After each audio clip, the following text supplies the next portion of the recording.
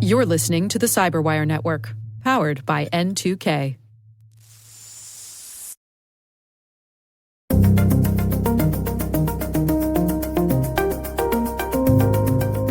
Many organizations, they try to do a combination of both technical security controls, for example, spam filtering, areas like that, as well as they try to do training. In many cases, they're not doing enough. Hello, everyone, and welcome to the CyberWire's Hacking Humans podcast, where each week we look behind the social engineering scams, the phishing schemes, and criminal exploits that are making headlines and taking a heavy toll on organizations around the world. I'm Dave Bittner, and joining me is Joe Kerrigan from Harbor Labs and the Johns Hopkins University Information Security Institute. Hello, Joe. Hi, Dave. Got some good stories to share this week, and later in the show, Chip Gibbons, who's CISO at Thrive Networks, joins us to talk about business email compromise. But first, a word from our sponsors at KnowBe4. Time travel would be a particularly powerful tool in the hands of any overworked InfoSec professional. Think about it. Being able to see the future and know which malicious emails would be missed by all the existing filters. Your ability to stay one step ahead of the bad actors would rise to a whole new level. Unfortunately, our sponsors haven't cracked time travel just yet.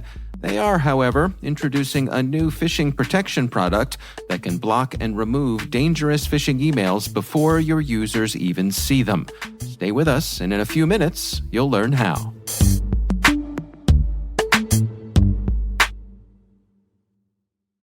All right, Joe, we are going to jump right into our stories this week. Ooh, and I have a story. This is another one from Rest of the World, which is sort of a global news, tech news website. This is my primary source, but I actually followed this story on a couple of different places.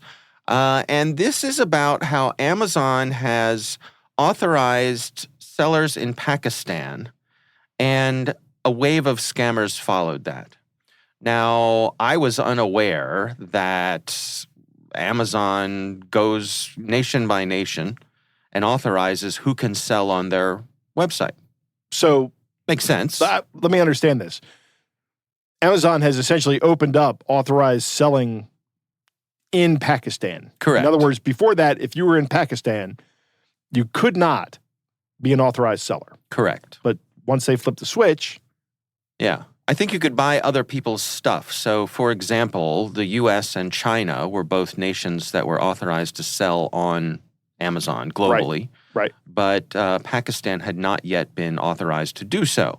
So Amazon flipped that switch, and lots of folks started selling on Amazon. And, of course, the vast majority of them are legitimate sellers. Sure. And this article talks about how it's really been a boon for a lot of people in Pakistan who, to have this opened up to them, they can be entrepreneurs. Right. And they are. And there's a real market in people who are teaching other people how to do this, the best ways to optimize your goods and the things you sell, and to create an online store. So in that way, it's been great. But of course, we can't have nice things. Right. So there's been a boom of scammers as well. And for the legitimate sellers on Amazon who are from Pakistan, they are concerned that Amazon could throw that switch back again, that they could, that some Pakistani IPs are being blacklisted to sell on Amazon because of the amount of scams that are happening here. This article says that back in May of last year, Amazon shut down about 13,000 Pakistani seller accounts that it suspected of fraud. Right, but why IP addresses? Don't know. Because if you and I are on similar IP networks, right, or on the same IP, we might have at some network address translation point the same IP address. Yeah. If we both have the same provider. Yeah. Yeah, I don't know. This article says Pakistani IPs are blacklisted. So says Ayaz Ali, a seller who clocks revenues reaching 60,000 British pounds through last fall. He says you can create an account and instantly it's blocked or sometimes never approved. So I guess it's regional. Sounds like to me, like maybe they're using geographic means to black IP addresses. But what I really wanted to dig into were the actual scams that they're using here. Yes, that's actually I'd like to hear about that. So one of them is called the Kabutar trick. They say that's the most popular Amazon seller scam in Pakistan. And this is the fake delivery scam, right? So the scammer puts something up for sale on Amazon. So you go ahead and buy this thing, and the scam seller will ship you something so that there's a tracking number, but it's not the thing that you bought. Yep, we've seen this before. Right, absolutely. He just goes out to his yard, picks up some piece of trash that's laying around. Right. Puts it into an envelope, mails it to you. Right, and so you get that piece of trash in the mail, you complain to Amazon, and the seller says, no, we sent them the thing. Look, here's the tracking number. Right. And that's how it works. They profit and clean their yard. That's right. This article points out that these folks are using Facebook groups to communicate with each other, the scammers. This is where they kind of teach each other, communicate, tell each other what works and what doesn't, which is, I don't know, kind of interesting that there's multi-tiered, online social media. I guess we shouldn't be surprised. No, this is where there's another big tech company involved in the malfeasance. Yeah. Surprise, surprise, surprise. Right. And of course, Facebook is like, we don't condone the activity. I'm sure if you ask them about it, that's what they'll say. But yeah, there was one that this article, I didn't get a clear understanding of it on, so I tried to chase it down on another article. I want to see what you think about this, Joe. So there is a scam that they use using Sam's Club. Now, Sam's Club is one of the membership discount clubs. Yeah, it's Sam Walton, the founder of Walmart, opened up a large, like Costco, when Costco and Price Club and Sam's Club and BJ's, I guess, were all. Yeah. Yep. Yeah, so you pay an annual membership fee and you get access to this warehouse kind of place, where you can buy stuff. And wondrous. Yes, it is. The joke is that it's the only place you can buy a six-pack of lawn tractors. Right. So, so the way that this scam works is that a Pakistani seller would register a U.S. company, and they would apply for a credit limit on Sam's Club, which this article says in some instances will allow a credit limit of up to $10,000 to shop. Really? Yeah. So the sellers then receive orders from customers on Amazon Marketplace. Then the scammer would use the credit card limit on the Sam's Club account to purchase and deliver the order to the customer.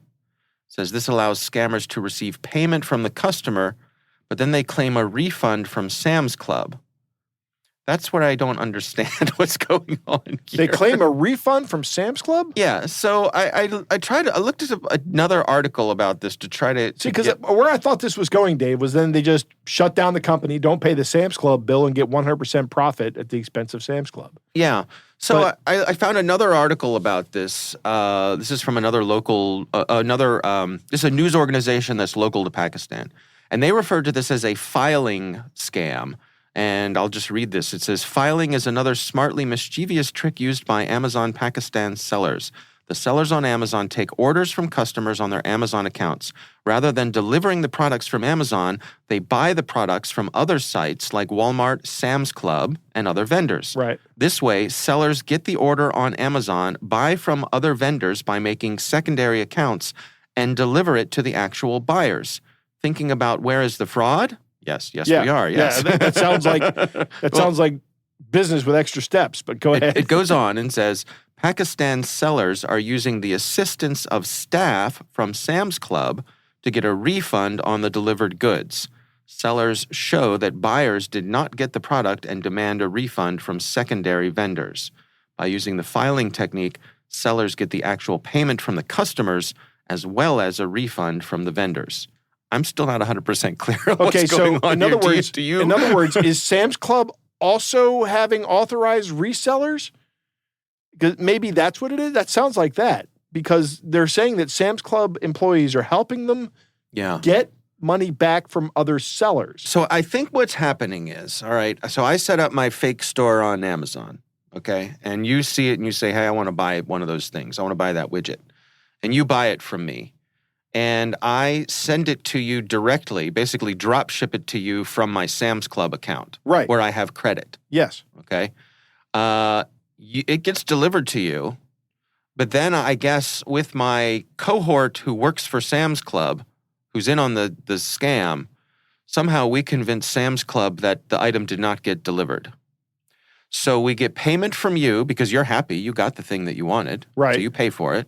But then we get a refund from Sam's Club by somehow claiming that it never got delivered. That's the scam as I understand it. Okay. Yeah. Seems like a lot of steps, but... It does. And it seems like it's pretty easy to thwart, right? Yeah. By saying, well, I don't know. Maybe you could say something like, well, we're not going to refund the money because, frankly, you're a new customer. Could be. And we don't know if this is fraudulent or not. Mm-hmm. But, I mean, I don't know. This is very, very convoluted. It is, but I guess if you rig up a system to sort of streamline it for yourself, it works, and it must be worth doing. But why not just sell the stuff, take the profit? I mean, maybe they're not making a profit. Maybe that's what the issue is. Mm-hmm. Right. If you sell it at cost, and then what you're counting on is getting the money back. Yeah, if you get the full price of the thing, that's better than any margin you would have gotten on it. Yeah, you can change the business model from 0 profit to 100% profit. Right. Right. Absolutely. So, they list some of the scams that are being done here, and they're the familiar ones. The one we already talked about, the pigeon trick, which is the fake shipping thing. The filing one is the one we just talked about. They talk about carding.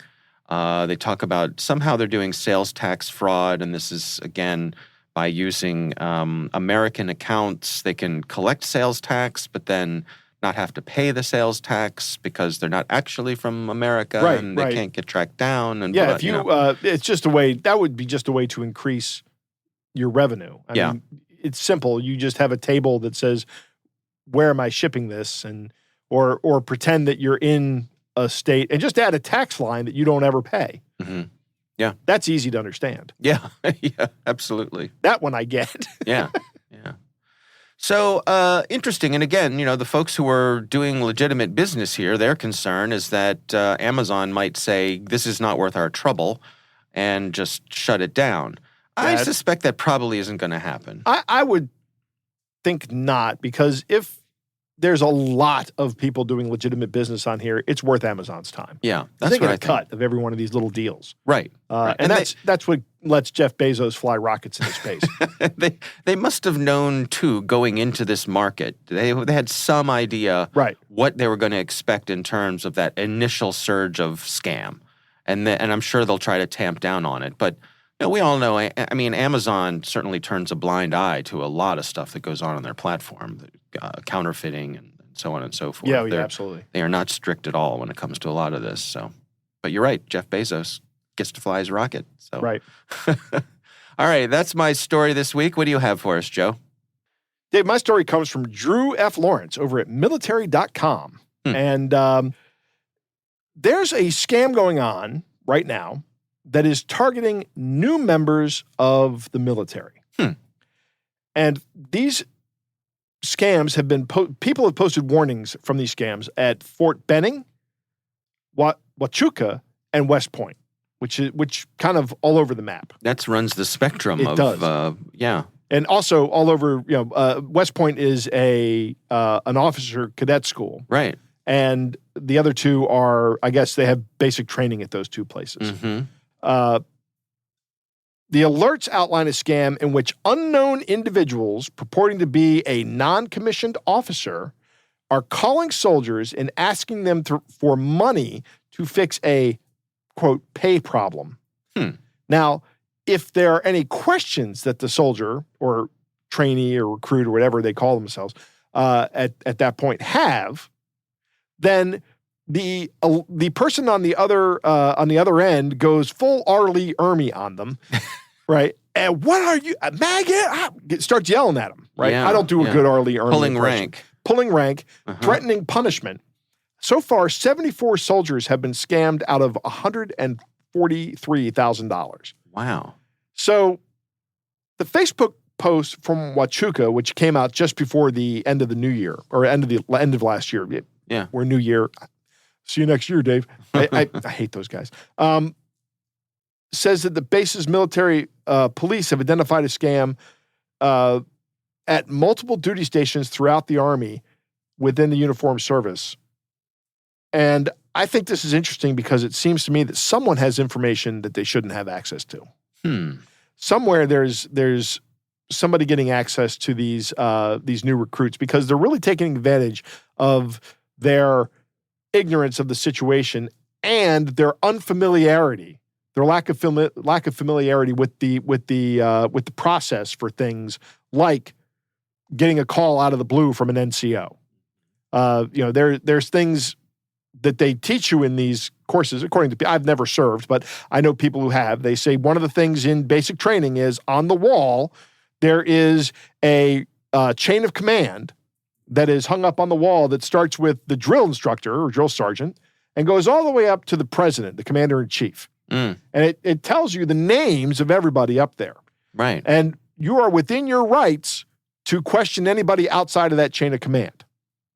So, but maybe you didn't have that day at basic training yet. I like I say, I don't know how this works exactly. Yeah, I could imagine though, being a new recruit, you're going to be on your best behavior and perhaps a little intimidated by this whole process. Yeah, and most of us haven't grown up in that sort of an environment where someone has absolute authority over you. And that environment is very disorienting. To begin with, because they're in the process of essentially remaking you.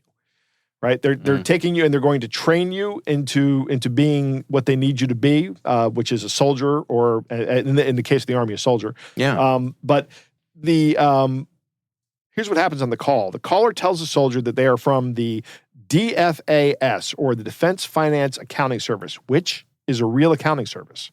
Okay. Okay. I don't know if it's involved in the paying of soldiers. It probably is, but.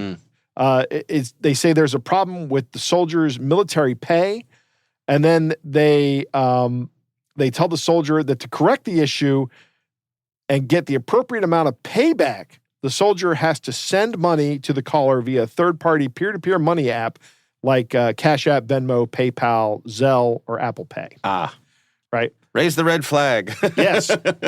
So, but the key aspect of this of the entire scam is they're using the fear to get somebody to do what they want. Right. And, I don't know how you protect against this aside from what the Army here is doing, and that is they're telling everybody about this. This is a scam. One of the great things about being in the Army, is that the communication system, if you need to get a communication system down to recruits, you can quickly do that by just having that said at whatever morning meeting everybody has where they have to go out and stand in formation.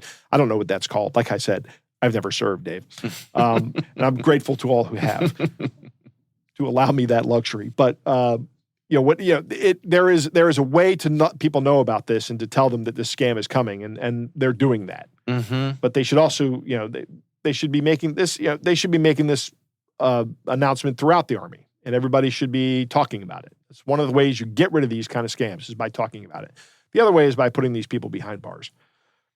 Yeah, and to your original point, I wonder how they are targeting these folks. Yeah, I was thinking that would be how are they getting their contact information? Yeah, I'd like to know that. To what degree is that public information? I mean, I can see that back in the days when we had local newspapers, you could say, and congratulations to Bob Smith, whose family is so proud of him. He's heading off to basic training to serve our country. That sort of thing. Those announcements existed. Yeah, are these? It doesn't really say if these people are posting on Facebook saying, "Hey, shipping off to the Army today." Okay, some scammer writes that down and calls you a week later with your pay problem, alleged pay problem, and tries to scare you into sending them some money via Venmo. Yeah, I mean, I guess what I'm wondering is there some more efficient public list of new recruits? Is there some database somewhere that is publicly accessible, that you and I just don't know about, right? But that it's because for some reason, kind of like, if you buy or sell your house, it's on the public record. If you join the military, is that on the public record? I don't know the answer. I don't know the answer to that. It might very well be. Yeah. Huh. Yeah, well, I hope they find these people because that's and it's not like our soldiers, particularly folks who are just starting out their careers in the military. These are not people who are rolling in dough. No, no, they're 18-year-old kids usually. Right. Sometimes I suppose they could get signing bonuses or things like that, but that's what these scammers are after. Right, absolutely. All right, well, that is from military.com, and we will have a link to that story in the show notes. We would love to hear from you. If there's something you'd like us to consider on the show, you can email us. It's hackinghumans@thecyberwire.com. All right, Joe, it's time to move on to our catch of the day.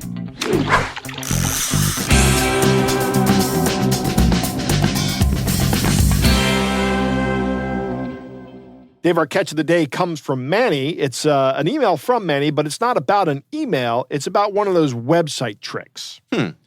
So why don't you read what Manny wrote, and I'll comment on the way. Okay. It says, "Hi, Dave and Joe. I may be wrong about this one, but it smells funny. I recently came across an ad on a web page where I wanted to download an HDRI, high dynamic range image for a 3D project.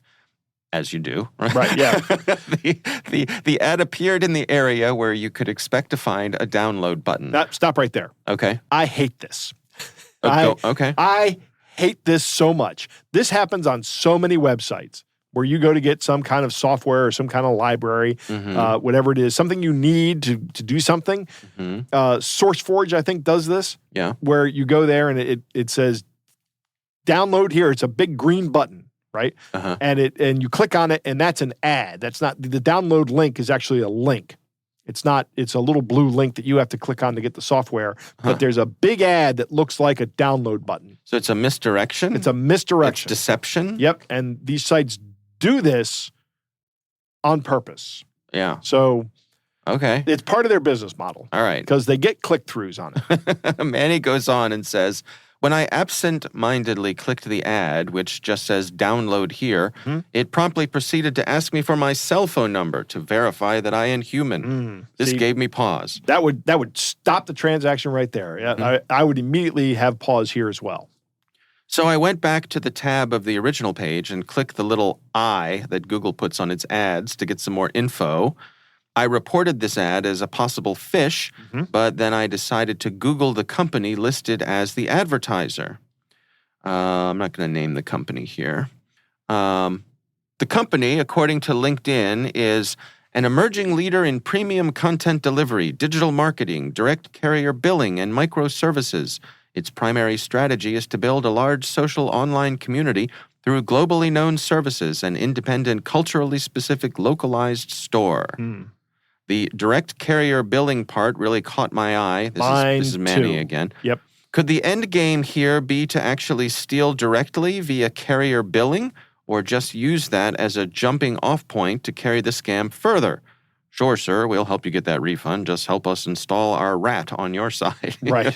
I don't know that it goes that far, man. Yeah. But I like the way Manny's thinking. Right, yeah. It could. Manny says, "I suspect that the scammers, if scammers at all, are not the website owners, but someone who's just using them as tools. I'm not set up to investigate this type of thing, but I thought you might find this interesting." Well, let me do some wild speculation here. Okay. First off, we're not going to name the company because the company may actually be a legitimate business doing something, but that does have the word offshore in their name. So I'm going to point that out. Okay. I want to commend Manny here because the one thing, this entire statement that they make, it's an emerging market leader in premium content delivery, digital marketing, direct carrier billing, and microservices, and then goes on to talk about how trying to commit. That's all BS. The only thing that matters there is direct carrier billing, right? They're going to bill the carrier for a service. That's why they want your cell phone when you click on it. You're just signing up for some cell phone service that they're going to bill your carrier. Maybe it's a small amount every month. But if I can bill you for 50 cents a month through your carrier, you may never even notice that. When was the last time you looked at your mobile bill, Dave? I was just thinking, I haven't looked at my mobile bill in a long time. It's not that far out of whack. Yeah. I see how much they charge me every month on the credit card, and I go, that looks right, and I move on. I think that's what this is. is they're just trying to get you, because I think in that, after you enter your phone number, there's a little thing that says, that a checkbox that says, I agree, already checked, and all you have to do is click submit, and then you sign up for some service that either annoys you or just bills you quietly for the next eon. Yeah. Can we move up to the high level, though, here, that we should be skeptical of these types of websites at all? I mean, we've all seen these. You go on the web and you want something for free. Right. Right. And in this case, it's an image. Right. And I think we've all been there. It's software. Right. And so you go, but I've certainly seen, back in the golden age of shareware, you would have sites just like this where you want to get something for free, but they'll make you jump through hoops to try to get it. And that's just seems to me like that's what this is. Would Manny be better off finding a place that wanted to sell him this image for a small fee rather than risk whatever is happening on this particular site, potentially? I don't know. You know what? I just went to SourceForge and looked this up.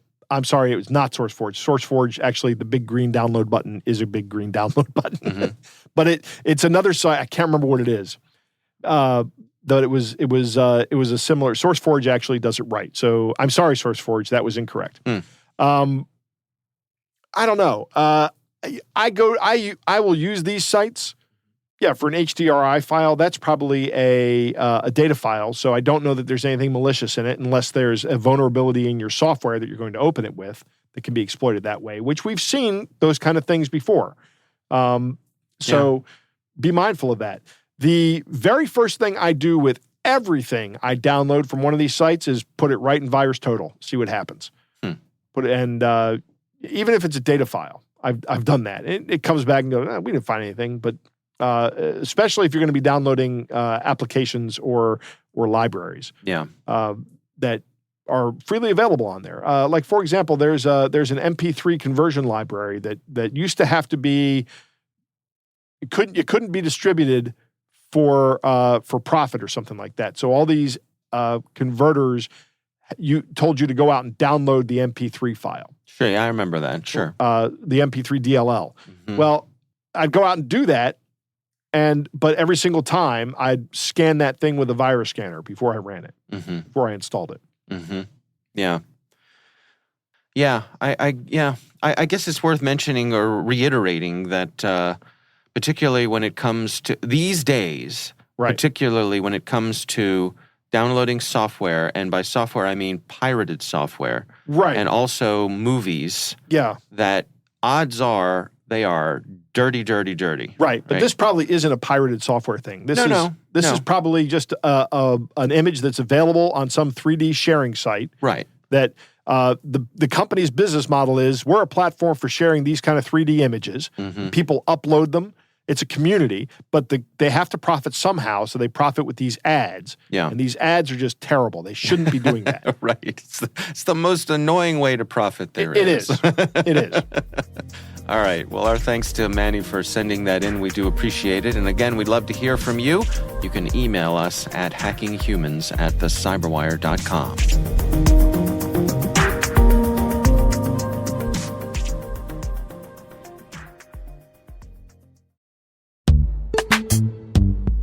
We were talking about mitigating cyber threats to your organization before your users even see them. The new Phish ER Plus from KnowBe4 was developed to help you supercharge your organization's email security defenses. How? You get a unique crowdsourcing advantage. More than 10 million highly trained KnowBe4 end users from across the globe catch and report malicious email that makes it through all the filters. KnowBe4's Threat Lab then validates it with AI and with human researchers. Phish ER Plus blocks phishing threads other tools have missed and proactively removes them from your users' inboxes. Not quite time travel, but we think you'll agree it's a vital capability in any InfoSec professional's arsenal. Visit knowbe4.com/products/PhishER-plus to learn more. That's knowbe4.com/products/PhishER-plus. And we thank KnowBe4 for sponsoring our show.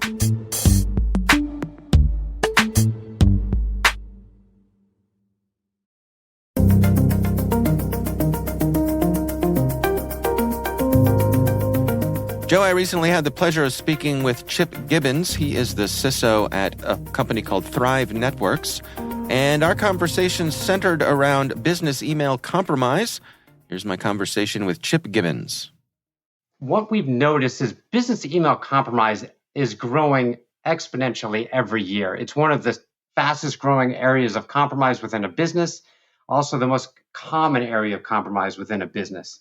It is easy for an attacker to get into a network via email or in some cases, smishing or SMS phishing.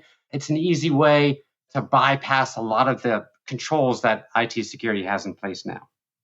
And how are organizations responding to this, or what sort of things are they putting in place? Many organizations, they try to do a combination of both technical security controls, for example, spam filtering, areas like that, as well as they try to do training. In many cases, they're not doing enough. For example, for training, I think a lot of people, they're used to a 45-minute, once a year annual training on what not to click for an email. That is not enough. In reality, almost too long, because people just can't focus on security awareness training for 45 minutes without, their mind wandering. So what we have found is almost short, quick, monthly trainings give a little bit more to the end user, so they can take something back without, zoning out for 45 minutes. Well, how do you balance that out? I mean, obviously you want to get your employees up to speed and give them a good overview of what's expected of them. But as you say, you also don't want to hit them with an avalanche of information. How do you dial it in? That's where it starts getting a little tricky. But if you focus on specific attacks and how they're accomplished, it actually can really bring or draw the end user into what they should be looking for. For example, if you start talking about W-2 attacks and how that can affect them in real life, people are more apt to listen to it and follow along. If you're combining W-2 attacks with SMS attacks, with some other type of attack, it's too much. So if you break it down into bite-sized chunks that are maybe 5-7 minutes long, once a month, it's not as much of a hit on the business over a year. It's only 5-7 minutes every month. Most people can take that. It's not a long period of time, but they get a lot of detail in those 5-7 minutes. You mentioned a W-2 attack. Can you describe for us what exactly that is and maybe some of the other common attacks that you and your colleagues track? Yeah, so a W-2 attack, so what can happen is an executive or somebody else within the company or maybe even looks like you will contact HR trying to change where your salary is going, your bank routing numbers, whatnot. A W-2 attack can also be utilized as a way to put in false tax returns as you, so they can get, an attacker can get money back from the government, but it's really not you. Those areas where, people don't really think about it as an attack mechanism. What we're seeing is anywhere there's money involved in any type of the organization, be it salaries, be it W-2 tax forms, or even vendor accounts, that's a big area for an attack. For example, like a vendor account compromise are very common these days. What you do is an attacker will get into a vendor's email system. They'll send you new routing codes that you need to, pay the bill with a new routing number or whatnot. It's an easy way to have you start sending money to the wrong place, and the vendors doesn't know the difference. They might not notice for a month that suddenly you're not paying them, but you think you've been paying them all along. What are some routines that organizations can put in place to try to protect themselves against these sorts of things? So one of the things we always recommend is if you ever see something in an email or other type of communication mechanism, SMS or whatnot, that is a change to what is normally happening. So a change to the routing number, a change to where you're sending money, always follow up with a phone call or a different communication mechanism. So for example, if you're internally you use Teams and somebody contacts you, your CEO contacts you via email, follow up with Teams or follow up with a phone call. asking, did they actually ask for this change? Because if you follow up with the same communication mechanism, it could be that, that email has been compromised and you're just now communicating via the attacker, which is not going to give you obviously the right information. How much of this involves, the organizations that you engage with for the services that your employees use? I'm thinking about the basics, things like email, endpoint protection, those sorts of things. I guess where I'm coming from is it strikes me that, sort of daily run-of-the-mill spam is mostly a solved problem that we rely on our email providers to do a good job with. And it seems like they do. To what degree are they able to protect us from some of these more sophisticated things? Right. So I think some of the standard spam filtering techniques, they do remove a good portion of these attacks. But then you have better attackers that really understand how email flows, how these spam filters work. They're able to bypass it. And they see it as that their job. That is what they're doing to make money, to bypass these spam filters and get into other accounts. Now, there have been much better type heuristic filters out there that some companies are starting to put in place. So, for example, if you, Dave, and I have never contacted before, and suddenly you're emailing me out of the blue to change a routing number or do something, that would be abnormal, and it might put you, either put you in a quarantine section, or it might put a big red banner out on the email saying you've never contacted this person before. But if you've contacted other people within my organization before, and it's the first time you're contacting me, that wouldn't be as abnormal. So there are some companies out there that are really focusing on the heuristics of how email has been flowing within the organization into what domains they've been flowing to. And suppose that you've either been compromised or maybe you suspect that you've been compromised. What should you do then? What kind of steps should you take? So one of the things that we recommend is if you believe you've been compromised, obviously you want to bring in an outside provider. If you don't have inside staff to be able to dig in and do the forensics on this, but you want to find out truly what the attackers got into and what they might have seen, or you have a good confidence level that you have been attacked and some data has been exfiltrated, you absolutely want to notify the authorities as well as the people whose data might have been compromised. It used to be, years ago, that it was a badge of shame that you would have, that you got compromised. That's not the case anymore. People get compromised, and it's an area of growth, and it's an area where you can do better.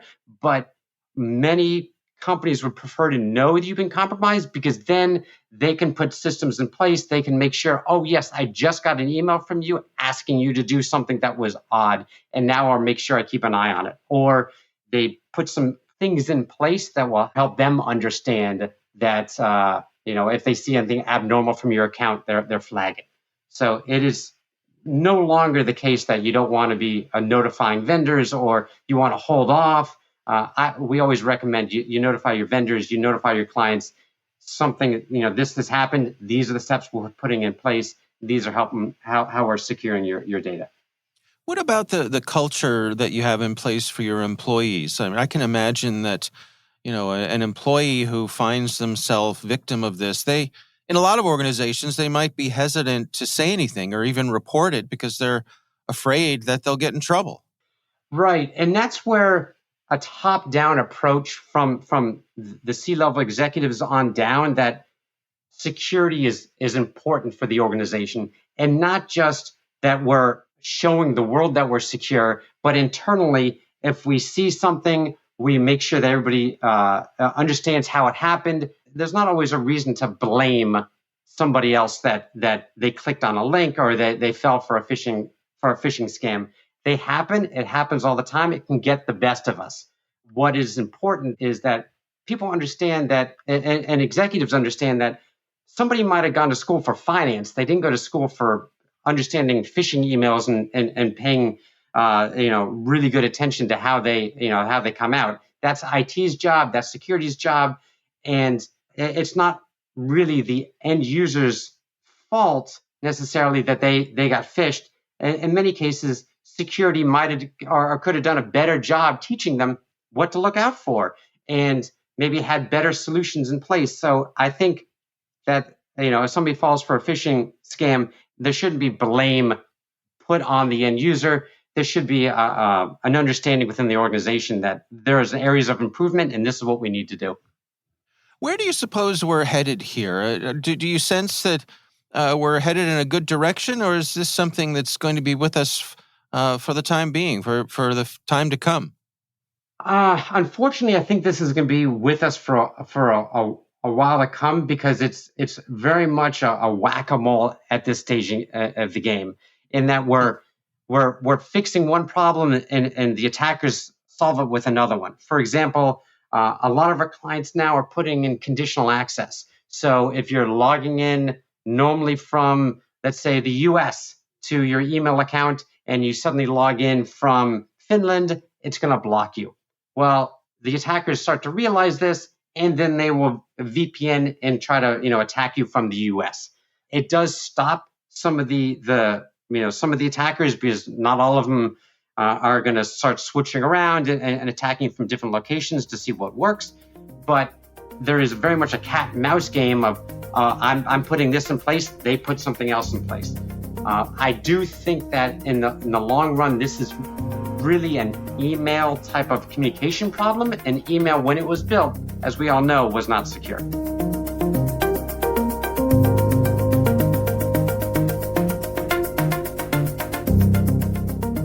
Joe, what do you think? All right, I want to open this with definitions again, and I want to say this again, and Chip gets it right here, as one would expect he would. Business email compromise is not just someone impersonating a person from an outside email address. That's just impersonation. Right. You will frequently hear people call simple impersonation, business email compromise. And this seems to me like when somebody goes, we were subjected to a sophisticated cyber attack from an advanced actor. They don't want to say we fell victim to somebody sending an email from a newly created Gmail account.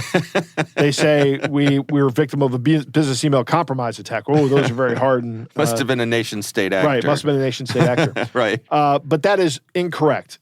Business email compromise is remarkably devastating because it involves the takeover of a bona fide business email account. And I really wish, as a community, we would insist on that term being used properly. Okay. If executed properly, these things are very effective. Yeah. And that points to the first thing that Chip says, is that there has been an exponential increase in these kind of attacks. There's been an exponential increase exactly because these things are remarkably effective. Yeah. They are, I call business email compromise the king of social engineering attacks. It's just my name for it. Because I'm clever and I like to come up with cool words. It works so well, and it bypasses so many controls that are in place. And with the advent of these suites like Microsoft 365 and Google Workplace, a successful business email compromise attack is so much more. If I can get access to your Gmail account on a Google Workplace, I have access to your documents, I have access to your chat records, I have access to everything. Right. It's almost the keys to the kingdom. Yeah. Same with Microsoft. I can impersonate you now, not only through your email, but also through Teams. And if you use your email address to reset a Slack password, I can impersonate you through Slack. There's all kinds of things I can do. Right. Or God forbid, if you reuse your password for Slack. Right. Chip talks about training, and I think training is, Chip is spot on here. The training needs to be consistent and engaging, and it needs to happen as frequently as possible. That's what I mean when I say consistent. You want the event, the phishing event, or the phone call event, or even a simple changing of a password event. You want that event to be as close in time as possible to training. The best way to assure that is frequent training, right? Because you never know when the attack is coming. So if you have frequent training, short, engaging training segments over the course of the year, then when that attack comes, somebody goes, wait, but we just saw this last week. Right, it's top of mind. Top of mind, exactly. Making training relevant to an employee's financial situation may help bring it home, too. He talks about the W-2 attacks. Oh, yeah. He calls them. Not sure I like the term. I mean, yeah, filing a fake tax return is if somebody does that for you and you're owed a refund by the IRS, that's a real problem. You're going to be months now getting your money. The IRS will make you whole. They take care of it's a fraud problem for the government, not necessarily for you. But they have to investigate it to make sure that that you're the honest one. The fraud has occurred here, and you've got to prove to them now it wasn't me. Right. So there's time with that. Same with getting your paycheck rerouted somewhere else. Yeah, that's probably a business problem, but there's going to be a couple of days where you were expecting a paycheck and you're not getting one. You don't have the money in your account. How is that going to impact you? You're going to get the money, but these things are going to have real influence on your lives. Right. So I think your landlord and mortgage company may not be so forgiving. Right, exactly. So I think saying that kind of helps the employee take ownership of it. I'm not saying that you're not going to screw the employee out of their money, and if you're going to do that, you shouldn't do that. That's terrible. Yeah. Don't do that. But it's going to take time, and that time has real impact. Right. When someone is working on a business email compromise attack, they're going to craft specifically, or they can go through the process of crafting specifically tailored messages. I don't think there's a spam filter in the world that's going to catch a specifically tailored message, because it's going to be the first time this filter has ever seen this message, and it's going to look just like a normal message. There might be some things in there that are a little bit telltale, but maybe the links, maybe the URLs, maybe that is. But if I'm setting up a new attack, I'm going to have all these new indicators of compromise out there that haven't been seen before. Right. If I'm an attacker, I'm going to rotate those with high frequency because they're cheap. Yeah, absolutely. So be mindful of that. My 2 recommendations, 2 things: policy and FIDO multi-factor authentication. When I say policy, think beyond your organization. Business email compromise at a vendor site or at a customer site or even an employee's personal email compromise can have real impact on you. If I compromise some employee's personal email account and then send in an email, and you look at it and go, yeah, that's right, this is the employee's personal email account that I have on file, and I'm going to go ahead and change their banking records or their banking, their direct deposit information for them, they're asking here. That's going to cost you. So your policy has to have a check for that in place that involves something that isn't just an email back going, is this really you? Don't do that. Maybe a phone call. A phone call to a number on file, also verifying that the number on file hasn't been changed recently. That's another thing I want to talk about here, because if I compromise someone's business account, I can go in there and change their cell phone number. And that way, if you call the office and the person that you're calling doesn't happen to be in there, and then you go in and you say, well, what's their cell phone number? I'll call their cell phone number. That calls the scammer, right? Right. So there should be some flag of indicating when that was changed, and also a record of what the last one was. So think about these things, because they're going to be real impacts when it happens. Because like I said, if they get access to the suite product, whatever it is, that's keys to the kingdom. Yeah. But I really want to focus on the FIDO MFA. This is so cheap and so low friction when you compare it to how well it works. And spell it out here. What's FIDO? FIDO is Fast Identity Online. Okay. And we've talked about it before as YubiKeys, right? Right. So a YubiKey is like $45, but I looked this up today, Dave. You know, the Adafruit sells a FIDO key for $10? Wow. $10. I'm not sure I would recommend the Adafruit version. I don't know what the, I'm not recommending it. You just have no experience. I just have no experience with it. Yeah, and it's an open source software platform. And while I am a big fan of Adafruit and everything that goes on there, I don't know that I would rely on that as an enterprise solution. Yeah. Remember, when you're going to equip people with these, equip them with 2 and tell them to sign up for all their accounts with both keys and keep one safe. Right. That's a big part of how this works.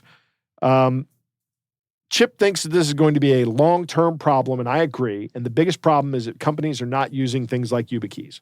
Mm-hmm. That's the biggest problem. You change that, you enact that policy, and it stops like almost 100% of these attacks. Well, that's what I was going to say. I remember, I don't know, it could have been a year ago now. You and I did a story about Google had put out a bunch of statistics from their own studies. I think it was their own internal use. Right, and the Titan key. And basically, right, if you're using a hardware key like this, it just stops it. Like they had nobody got through this. Yep. You know, it wasn't like 90%. No, it was 100%. Right, it works. There are still ways to get around it, but now what you have to do is you have to break into the network, you have to do ARP spoofing, and you have to capture session tokens. Yeah, right? You're no longer the low-hanging fruit. Yeah, you're no longer now somebody is required to have actual mad hacking skills to get into your email account. Right. All right. Well, again, our thanks to Chip Gibbons for joining us. We do appreciate him sharing his time and expertise.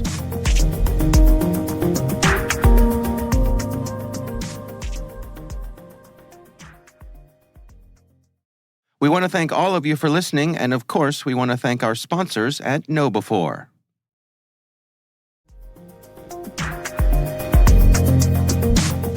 That is our show. We want to thank all of you for listening. Our thanks to Harbor Labs and the Johns Hopkins University Information Security Institute for their participation. You can learn more at harborlabs.com and isi.jhu.edu. The Hacking Humans podcast is proudly produced in Maryland at the startup studios of Data Tribe, where they're co-building the next generation of cybersecurity teams and technologies. Our senior producer is Jennifer Iben. Our executive editor is Peter Kilpie. I'm Dave Bittner. And I'm Joe Kerrigan. Thanks for listening.